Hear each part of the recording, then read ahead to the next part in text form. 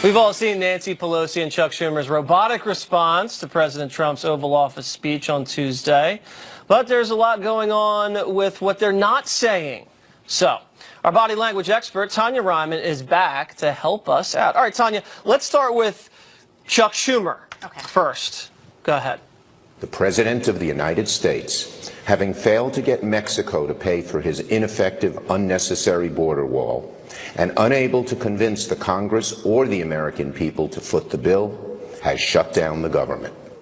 All right, so what do you see from Chuck, but also what do you see from Nancy, who's standing stiff? There is nothing worse than going on like nonverbal lockdown, which means you just stand there and hope that nobody can read anything because you're not giving out signals, when in fact not giving out signals gives out strong signals. What is she doing by locking down? Why is she doing that? When you see this, it's kind of like she's so robotic. She's trying to wait. So in other words, her turn went. Now she hands over the reins.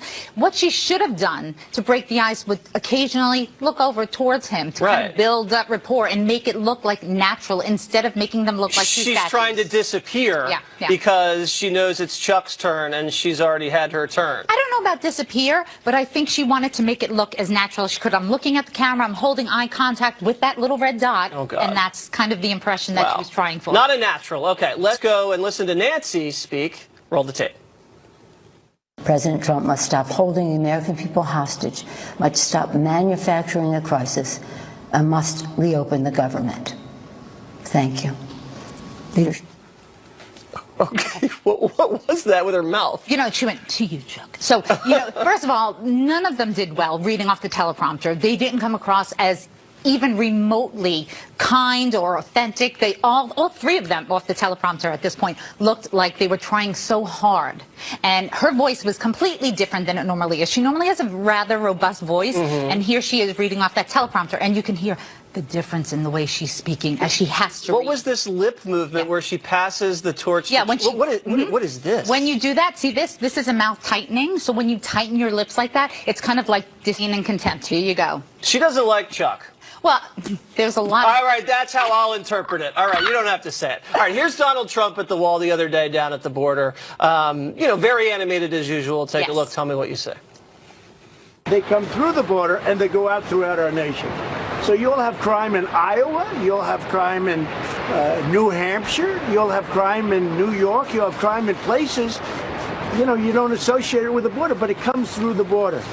Very animated. Well, his hands always do frame his words. That's what he does. But what was good about this was, as he's talking and he's using it, he's going, it'll be around. So he's consistent and he looks congruent and he sounds like he knows what he's talking about. So whether you like and agree with the wall or not, he came across strong right here. And he's animated and he talks to people as if it's every day. And that's a complete disconnect from what he did when he had to speak to the teleprompter. And then we don't have time to analyze Senator Cruz sitting there in the back with the beard. Maybe we'll get to that next time. All right, Tanya, thank you very much. Thank you.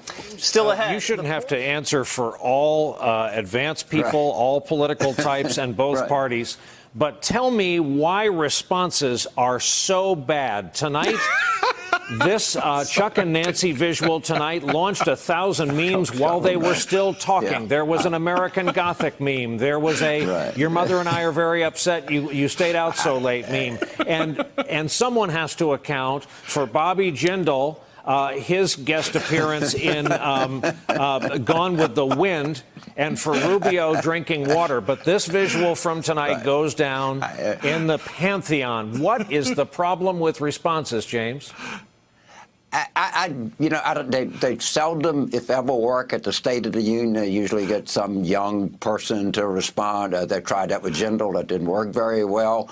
I don't think they wanted to do it. I don't think they should have done it. And I guarantee you at the staff meeting tomorrow morning, somebody is going to get, chewed out pretty good about this whole thing. The only good thing about it, it didn't matter. They could have given a Gettysburg Address and it wouldn't have mattered. He didn't want to be. I've been more excited about colonoscopies than he wasn't giving a speech tonight. He didn't want to be there. Well, we've completed our journey through the human body. Hey, Michael, the first thing people said on social media tonight was it looked like the Democrats only had the one podium.